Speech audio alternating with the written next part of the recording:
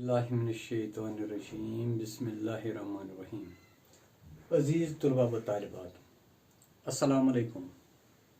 आज हमारा जो टॉपिक है वो जर्नल एंट्रीज़ के हवाले से है और यहाँ पर मैंने एक कम्प्रहेंसिव, एक न्यूमेरिकल क्वेश्चन, एक प्रैक्टिकल क्वेश्चन का इंतखाब किया है जो मैं आपके साथ इस वक्त शेयर करूँगा।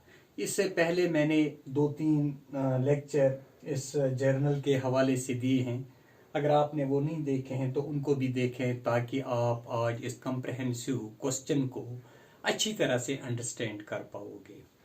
तो यहाँ पर पहले जो ये है जर्नलाइज करने हमें ट्रांजैक्शंस, तो यहाँ पर ये क्वेश्चन दिया हुआ है। इसमें अप्रैल 1 cash in hand 6000, cash at bank 20,000, stock 5,000, debtors 4,000 and liabilities loan 10,000, creditors 5,000. Next entry is April 5 bought goods for cash, that is 8,000. April 8 sold goods to X for 10,000. April 12 cash deposited into bank, that is 10,000. April 17 paid salaries worth 6,000. Wages, that is 1,000. Electricity charges 3,000. April 22 received cash from X 9,900 and discount allowed 100. April 20, that is withdraw rupees 5,000 cash and goods worth rupees 2,000 for personal use. तो इस सिलसिले में जब हम इस question को देखेंगे, यहाँ पर हमें ओपनिंग एंट्रीज भी दी हुई हैं और ये ओपनिंग एंट्रीज हम किस तरह से जर्नल में रिकॉर्ड करेंगे वो यहाँ पर हम सीखेंगे। सिंपल एंट्रीज भी इसमें हैं और कंपाउंड एंट्रीज भी इसमें हैं। तो इस तरह से हम सिंपल एंट्रीज का ये रिकॉर्ड, ओपनिंग एंट्रीज का रिकॉर्ड और कंपाउंड एंट्रीज का रिकॉर्ड इस क्वेश्चन में सीखेंगे। इसीलिए इसको हम कहेंगे ये कम्प्रहेंसिव क्वेश्चन है, कम्प्रहेंसिव जर्नल एंट्रीज है। तो इस सिलसिले में अब हम इसका वो जर्नल बनाएंगे। जर्नल, तो जर्नल में हम देखेंगे कि हम क्या करेंगे। तो पहले आप जानते हैं कि यहाँ पर डेट है और उसके बाद पर्टिकुलर्स और फिर LF. Next is debit and then credit.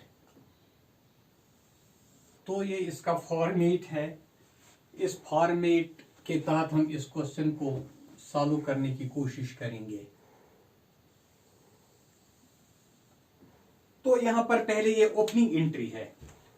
तो इस ओपनिंग एंट्री में जब हम देखेंगे, पहले मैंने आपसे ऑलरेडी कहा है कि एसेट्स और एक्सपेंसेस के लिए एक रूल है और उसके बाद है लायबिलिटीज,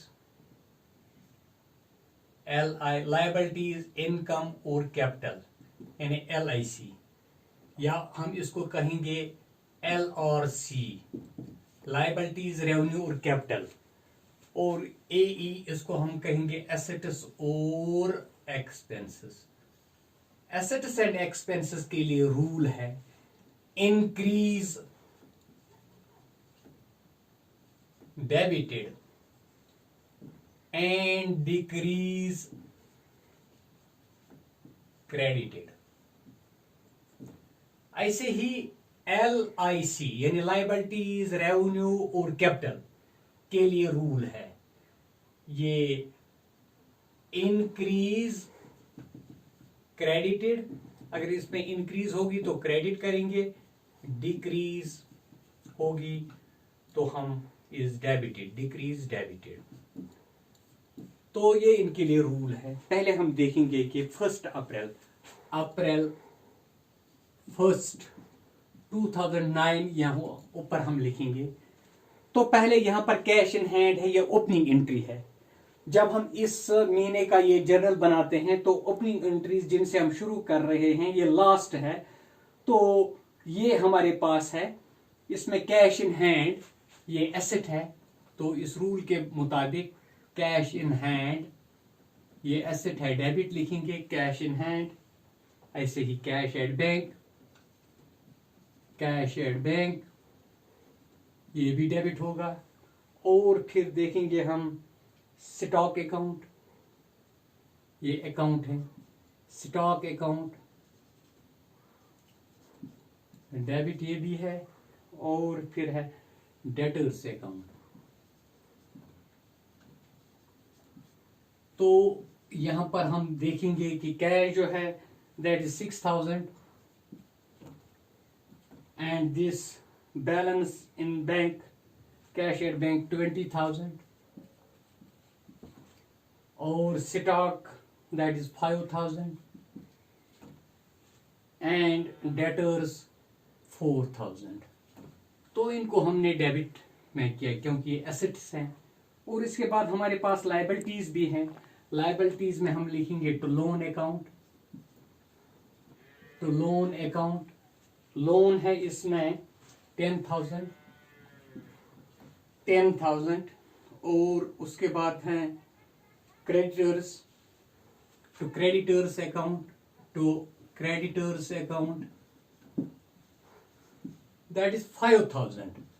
और इसमें और भी होना चाहिए कैपिटल, क्योंकि कैपिटल के इन्वेस्ट किए बिना तो बिजनेस चल नहीं सकती है, लेकिन वो कैपिटल यहाँ पर दी हुई नहीं है, इसलिए हम उस कैपिटल को भी एसेटेन करेंगे। जब हम एसेट्स देखते हैं, एसेट्स 6 और 20 26 और 5 31 और 4 35,000 है।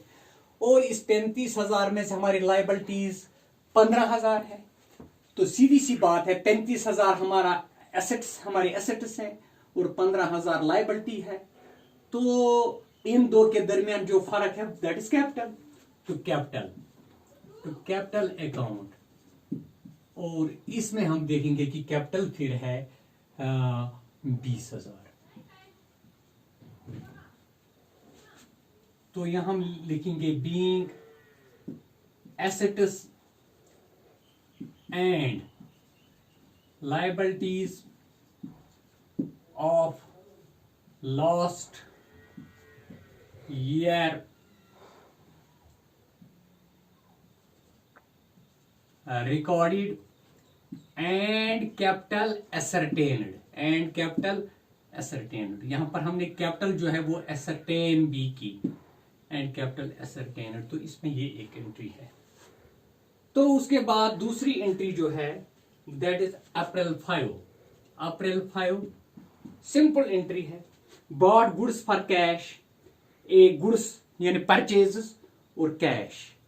अब देखेंगे जब हम गुड्स परचेज करते हैं तो परचेजेस इंक्रीज, और जब हम कैश पे करते हैं तो कैश डिक्रीजेस। और यहां पर एक एक्सपेंस का अकाउंट है, परचेजेस एक्सपेंसेस में आते हैं, ये इंक्रीज होते हैं। और जब हम कैश पे करते हैं यानी एसेट, वो डिक्रीज होता है। क्योंकि इंक्रीज होते हैं एक्सपेंसेस, तो इसलिए हम लिखेंगे यहां पर परचेजेस अकाउंट यार टू कैश अकाउंट, यानी कि वो है 8,000 rupees. 8,000 rupees being goods purchased for cash. तो इसी तरह से नेक्स्ट है अप्रैल 8 सोल्ड गुड्स टू एक्स, यानी एक्स को हमने गुड्स बेचे। तो यहां पर हमें ये कैश नहीं है, तो गुड्स हमारे जो हैं यानी सेल है, रेवेन्यू दैट इंक्रीजेस। और ये हमें पेमेंट नहीं कर रहा है, जब हमने उधार इसको बेचे तो ये डेटर बनता है। तो इसमें एक डेटर है और दूसरा सेल्स जो है वो रेवेन्यू है। डेटर्स इंक्रीज, वो डेटर्स एसेट है, तो इसलिए हम लिखेंगे यहां एक्सेस अकाउंट यार टू सेल्स अकाउंट। और यहां पर हम देखेंगे कि ये 8,000 है, 10,000 है। 10,000 और ये भी 10,000। चूंकि सेल्स यानी रेवेन्यू इंक्रीज हुआ इसलिए क्रेडिट, और एक्स से डेटर है, डेटर एसेट है, ये भी इंक्रीज हुआ इसलिए हमने इसको यहां पर डेबिट किया। तो हम लिखेंगे यहां being goods sold to X on credit,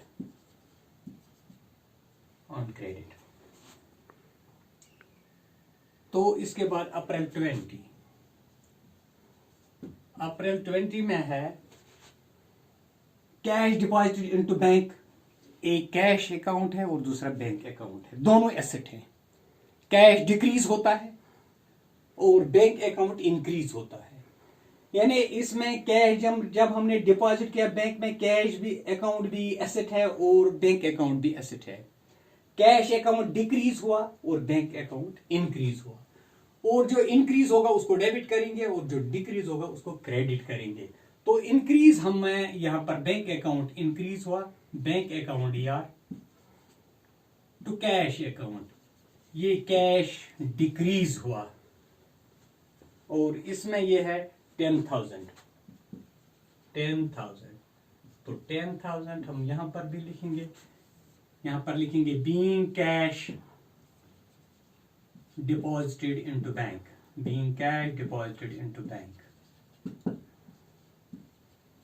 अब नेक्स्ट है इसमें पेड सैलरीज अप्रैल 17। तो इसमें बहुत सारे यहां पर देखेंगे paid salaries 6,000, wages 1,000, electricity charges 3,000। तो इसको मैं कहूंगा कि ये कंपाउंड एंट्री है, क्योंकि अगर हम लिखेंगे salaries account DR to cash account 6,000, wages account to cash account 1,000, electricity charges account to cash account 3,000। तो यहां पर कैश अकाउंट हमें बार बार हर जगह पर लिखना है, तो इसलिए इसको हम एक कंपाउंड एंट्री बनाएंगे जिसमें हम देखेंगे कि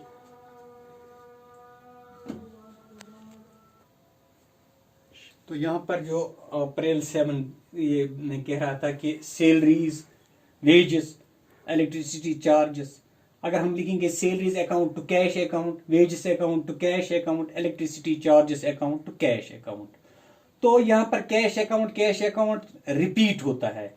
तो instead of passing so many entries we can pass a compound entry. तो उसमें सैलरीज एक्सपेंस है तो हम लिखेंगे सैलरीज अकाउंट डीआर, तो ऐसे ही फिर है वेजेस अकाउंट डीआर, ऐसे हम लिखेंगे इलेक्ट्रिसिटी चार्जेस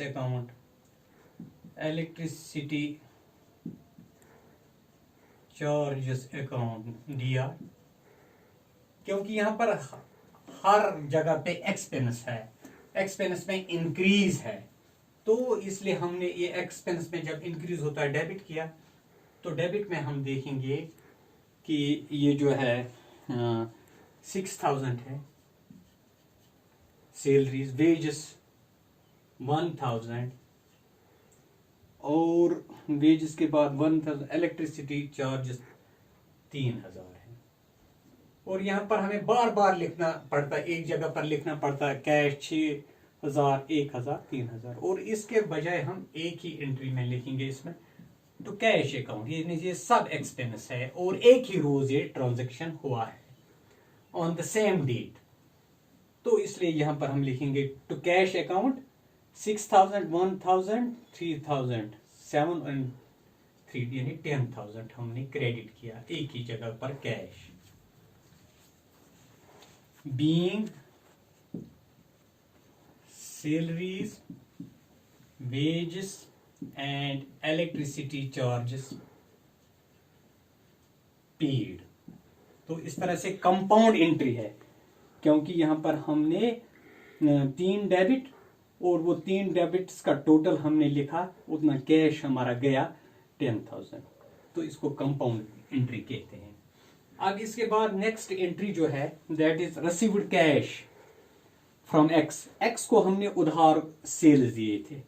अब हमने उसे कैश रिसीव किया, और जब हमने कैश रिसीव किया, कैश एसेट है, इंक्रीज हुआ, उसको डेबिट करेंगे। और चूंकि वो हमारा डेटर था, एक्स डेटर था, वो भी एसेट था, वो डिक्रीज हुआ, उसको हम क्रेडिट करेंगे। तो यहां पर जब हम देखेंगे received cash from x, cash कितना बाहिर हमने रिसीव किया, this is April 22, April 22, cash account debit होगा, कैश अकाउंट DR 9,900। तो इसी तरह discount account, discount account, discount account DR, तो हमने इसको डिस्काउंट 100 रुपए दिया। कैश तो हमारा इंक्रीज हुआ ओनली 9,900, और जब कैश इंक्रीज हुआ उसको हमने डेबिट किया। ऐसे ही डिस्काउंट भी है, ये भी इंक्रीज है, तो इसमें हमने 100 लिखा डेबिट। तो अब जो हमारा डेटर था, वो डेटर था फॉर 10,000, तो वो डेटर जो है डिक्रीज हुआ। जब ऐसे डिक्रीज होता है तो उसको क्रेडिट करेंगे, तो हम लिखेंगे टू एक्सेस अकाउंट, तो एक्सेस अकाउंट यानी 9,900 और 100, दैट मीन्स बराबर 10,000 हमने यहां पर लिखा। तो यहां पर लिखेंगे being cash received from x and discount allowed, and discount allowed. तो ऐसे में ये एंट्री भी हुई। तो अब लास्ट एंट्री जो है इसमें वो ये है कि withdrew ₹5,000 cash and goods worth ₹2,000 for personal use. चूंकि पर्सनल यूज के लिए है, इसलिए ड्राइंग्स है, और ड्राइंग्स कैपिटल से है ओनर की। तो यहां पर जब वो विड्रा करेगा 5,000 कैश और 2,000 के गुड्स, तो उसकी कैपिटल जो है वो डिक्रीज होगी। और जब कैपिटल डिक्रीज होती है तो उसको हम डेबिट करते हैं। तो सीधी सी बात है, यहां पर हम लिखेंगे drawings account DR, drawings account DR, और इसमें हम देखेंगे कि क्या क्या ड्रा किया है। तो कैश अकाउंट, हमारा कैश कम हुआ है जब उसने ड्रा किया, तो कैश अकाउंट दैट इज 5,000, और टू परचेजेस, और गुड्स भी लिए हैं, तो परचेजेस भी पर्सनल यूज के लिए लिए हैं, परचेज अकाउंट, और वो जो है दैट इज 2,000, और इसकी कैपिटल डिक्रीज होगी बाय 7,000। जब कैपिटल डिक्रीज होगी तो डिक्रीज वो डेबिट की जाएगी। इसी तरह हमारा कैश जो है वो कम होता है, एसेट है, तो जब वो डिक्रीज होता है तो उसको हम क्रेडिट करते हैं। तो यहां पर हमने इसका क्रेडिट किया। तो इस तरह से हम यहां पर लिखेंगे being cash and goods taken by A, owner अगर है, journals, books of mister A, books of mister A, तो बाय ओनर ए या proprietor, by the proprietor for personal use. तो इस तरह से ये कॉम्प्रिहेंसिव क्वेश्चन जो है हमने हल यहां पर किया। पहली एंट्री जो है उसमें हमने देखा कि ये ओपनिंग एंट्री है, इसमें जो बैलेंसेस हैं ऑलरेडी, और डेबिट बैलेंस जो है वो ये एसेट्स जो है वो डेबिट में है, और इसी तरह से लायबिलिटीज जो हैं वो क्रेडिट में है। तो इस तरह इसके बाद यहाँ पर एक दो तीन एंट्रीज वो सिंपल हैं, और सिंपल एंट्री के बाद फिर यहाँ पर जहाँ हमने सैलरीज अकाउंट को डेबिट किया, वेजेस अकाउंट को, इलेक्ट्रिसिटी चार्जेस अकाउंट को डेबिट किया, ये कंपाउंड एंट्री है। और इस तरह से ये भी नेक्स्ट कंपाउंड एंट्री है, इसमें 2-3 एंट्रीज जो हैं कंपाउंड एंट्रीज हैं। I hope that you might have understood it well. Thank you.